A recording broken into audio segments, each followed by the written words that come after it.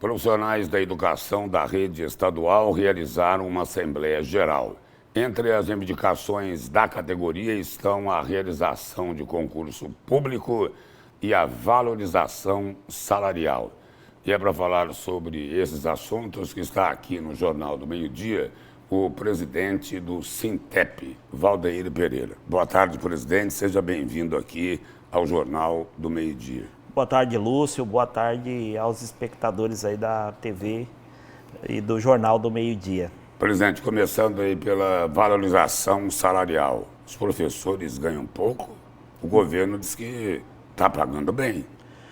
Os profissionais da educação do estado do Mato Grosso sempre tiveram uma remuneração muito abaixo daquilo que deveria ser. Na realidade, até já faço um comparativo. Hoje, em se tratando de uma remuneração de um professor, por exemplo, é menos que 1/3 daquilo que foi um vinho, né, que circulou nas redes sociais, que o governador pagou mais de 17 mil numa garrafa de vinho há poucos dias e hoje, em se tratando do piso da categoria 3.500, um professor com graduação em torno de 5.200 e pouco, então não é uma remuneração condizente com aquilo que é uma das profissões mais importantes que formam todas as outras. 4 meses, 5 para comprar a garrafa de vinho?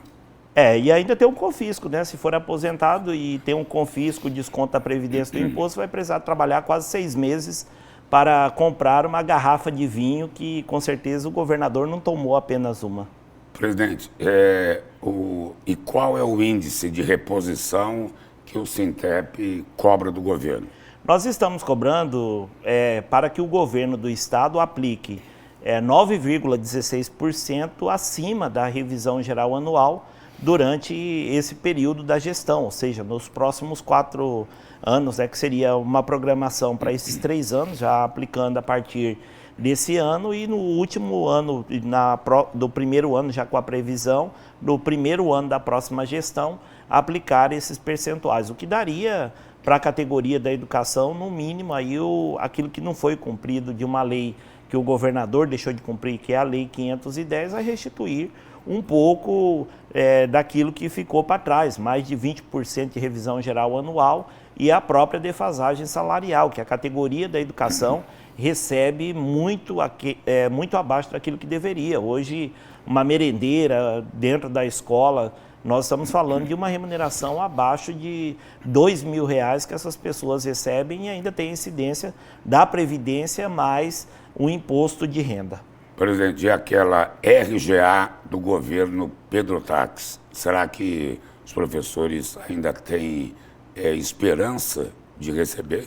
Não é apenas do governo Tax, a gente tem do próprio governador Mauro Mendes, que ele deixou de cumprir em 2 anos a revisão geral anual e com o que ficou do governo Tax dá mais de 20% que não foi pago. Então tem do Tax, mas tem também do governador Mauro Mendes, que do governador Mauro Mendes é da pandemia. Da pandemia, que mesmo alegando a situação de dificuldade financeira, o estado do Mato Grosso cresceu de forma significativa, mas os trabalhadores sofreram com o arroxo e principalmente os aposentados, que de forma que o governo aplicou o confisco das aposentadorias e pensões, mesmo já tendo uma maioria no STF, a gente tem buscado o diálogo junto ao governo, mas lamentavelmente o governador Mauro Mendes parece que não gosta de servidor público. E aqui não se trata de cor partidária, não se trata de nada. Nós estamos falando de uma instituição que representa o funcionalismo público e o nosso empregador, que é o governo do estado de Mato Grosso, que nesse momento tem uma responsabilidade de debater aquilo que é decidido no âmbito da categoria com as entidades. Presidente, o senhor citou aí pelo menos 3 vezes esse confisco na aposentadoria. Agora, qual a forma de tentar resolver isso? Porque o confisco, o senhor fala, é a taxa de previdência. Isso, é a taxa, para entender o que acontece. As pessoas contribuíram para a Previdência aqui do estado de Mato Grosso e depois que estavam aposentadas, o governo criou uma forma de fazer o desconto abaixo do teto do INSS.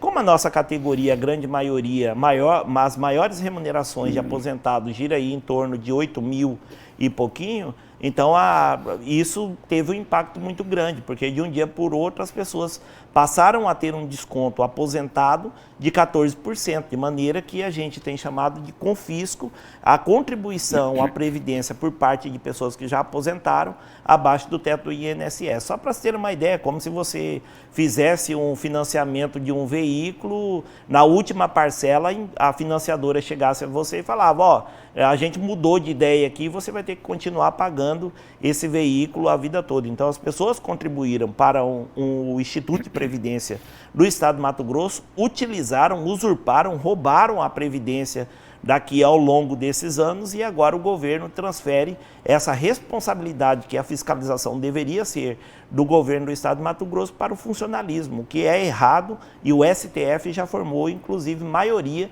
dizendo que é inconstitucional o que aconteceu no Estado de Mato Grosso. O que a gente aguarda nesses próximos meses, a retomada do voto de vista do ministro Gilmar Mendes, mas já há uma maioria formada sobre a inconstitucionalidade do confisco aqui do nosso Estado. O diálogo da categoria com o governo praticamente não existe. O senhor critica o governo dizendo que falta democracia. Eles devolvem dizendo que o Sintep mente demais. E aí?